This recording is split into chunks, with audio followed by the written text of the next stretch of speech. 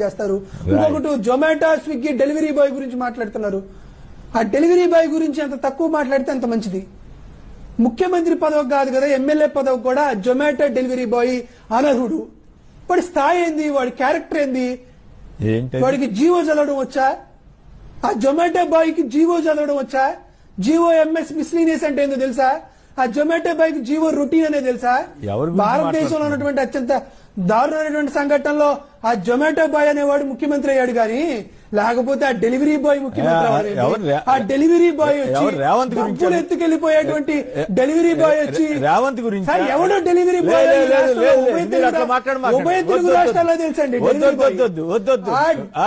Delivery boy వచ్చి గురించి వ్యక్తిగతంగా మాట్లాడొద్దు, విధానపరంగా ఆయన కుటుంబం గురించి మాట్లాడానా? ఆయన గురించి డెలివరీ మరి ఆయన విధానపరంగా మాట్లాడే అవసరం ఏముంది? కాంగ్రెస్ పార్టీ గెలిచిందా? అది చెప్పండి, ఆ పాయింట్ చెప్పండి తప్ప వ్యక్తిగతంగా డెలివరీ బాయ్ అట్లా గౌరవంగానే మాట్లాడాలి.